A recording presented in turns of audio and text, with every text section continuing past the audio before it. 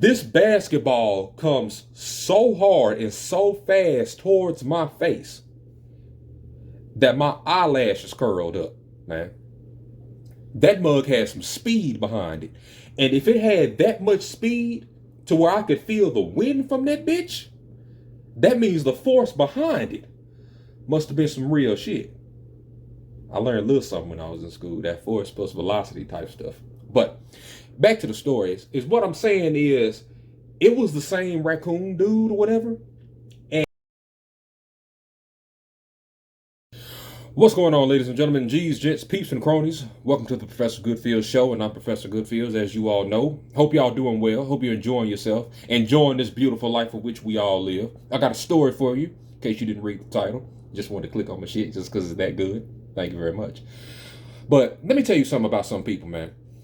Going back to when I was in high school, this was like 2009 when we first got there. When we first got to the school or whatever, first day of high school, I didn't know what to expect. Just came from middle school. You know, you've seen all the horror stories. We've all seen Recess. Okay, we've seen Codename Kids Next Door, all that good stuff or whatever, right? So I didn't know what to expect. I stayed up pretty much the entirety of the night. I talked to one of my homeboys or whatever. He was nervous too, going to high school and all that good stuff. We didn't know what to expect. I go to high school or whatever. We go to the gym. We do our little introductions or whatever. Maybe about, what is it? Maybe about a day after that, we go back into the gym because that's like our meeting point or whatever. I'm sitting up here playing on one of the little, what's some things called? The little mats or whatever. They have these little mats that they have rolled up for us to lay on and do whatever. I forgot what it was. But pretty much me and my boys, we just sitting up there hanging out by the mat or whatever. We was kind of really I guess you could say the nerds or the dorks of high school kind of thing a little bit. Not of the whole school, but just of the gym, I should say. We were the ones who were chilling, still minding our own business. It was this one Mexican dude or whatever. I do not know this dude's name for the life of me. I never knew his name in our only two encounters. But he had like these little dark little circles underneath his eyes or whatever. He kind of looked like Sly Cooper. And I was just sitting up here playing by the little bag or whatever. I think I was punching it. Yeah, I was punching the little bag, the little mat thing that was rolled up or whatever. I didn't know he was behind the mat because it was pretty wide. Pretty much what he decided to do when I was hitting the little mat, he just literally, I think, just shoulder shoved or whatever, used his shoulder meat, and then just bashed the bag or whatever, and then it hit me kind of in the face. It wasn't hard, but I could tell that there was a little steam behind it. You know what I'm saying? It was a little bit of aggression behind it. I was like, I looked to the side, and then I saw him. He was just smiling or whatever, laughing or whatever. Now me, I'm typically one who doesn't like confrontation, but I'm not afraid of it either. Back then, I was pretty much more didn't like it, but I was also too afraid of it as well. So I just kind of shrugged it off and then just ignored it as nothing or whatever and continued on with my life as most people do daily. And fast forward maybe about a month later, I'm sitting up here in the gym, walking up to the bleachers or whatever. It was just me. Everybody was just kind of scattered around. Some people were sitting down. Some people were playing basketball or whatever.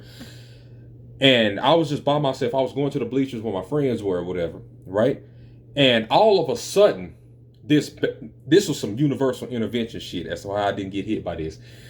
This basketball comes so hard and so fast towards my face that my eyelashes curled up, man. That mug had some speed behind it.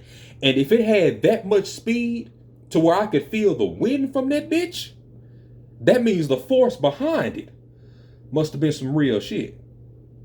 I learned a little something when I was in school, that force plus velocity type stuff. But back to the stories, is what I'm saying is it was the same raccoon dude or whatever. And he just, for some reason, decided to throw that ball. He tried to take my ass out with that mug. And I'm just sitting up here like, because it didn't hit me. What happened was this. This was some universal, like I'm explaining. When the ball was kind of coming, my head just instinctively dipped back a little bit. Just a little bit. His aim was slightly off either way. But it still missed me.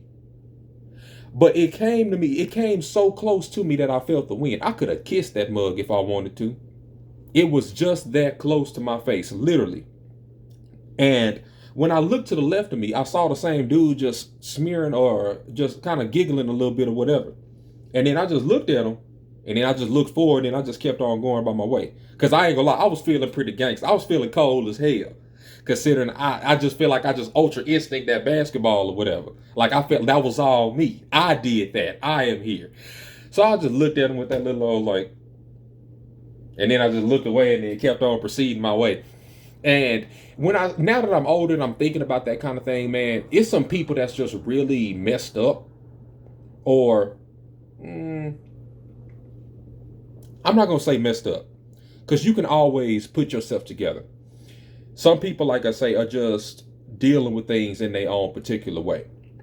When I learned about that and I got a clear understanding of it, I really try hard not to, I really don't take too many things personal. Unless it's somebody I really and truly care about. But during that particular moment, I'm just like, how do you wake up just mad at somebody? Just looking like, who can I fuck with today? Or who can I mess up today? Whose day can I ruin? Whose day can I bring down to the same level as my day? Because when I sit here now and think about it, it's just, you're not going to do things to people when you're happy. I still carry that. I've said it in multiple videos. I'm just applying that understanding to this particular situation.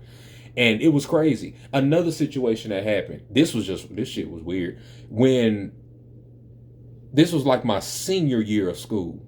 So fast forward ahead a few years. This was my senior year in school.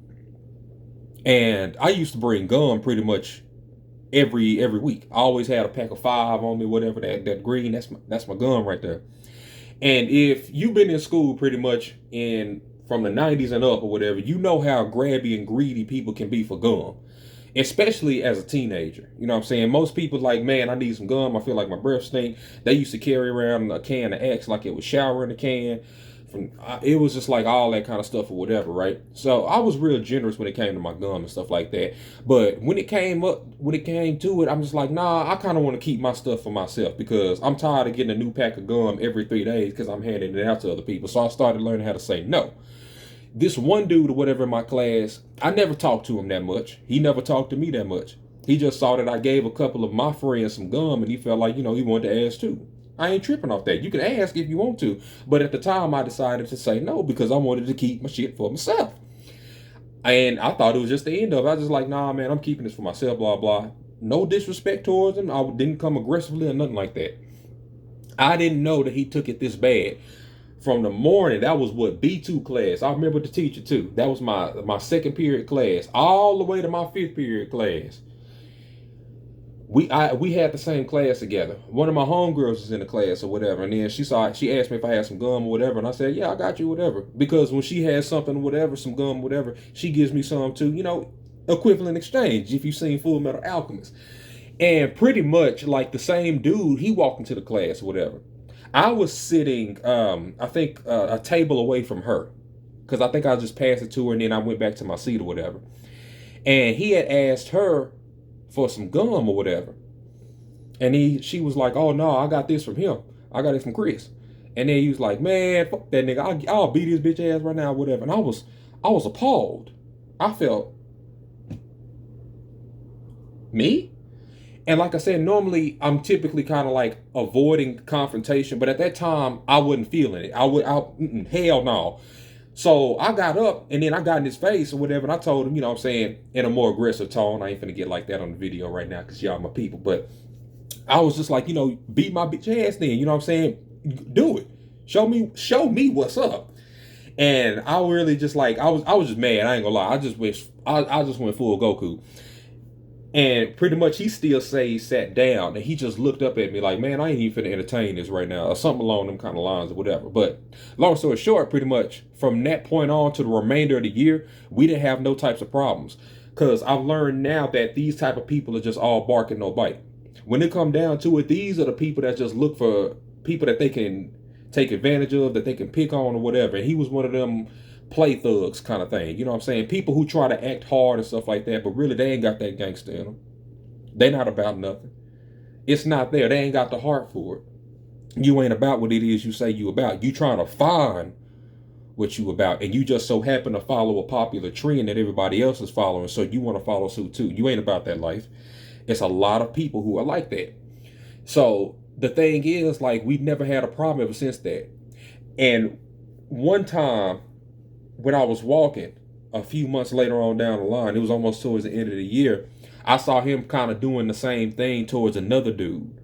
You know what I'm saying? Another dude that he felt like, okay, he could take advantage of. And now that I think about it, part of me says I should have stepped in and said something, but really I just wanted to get my I was ready to get out of school.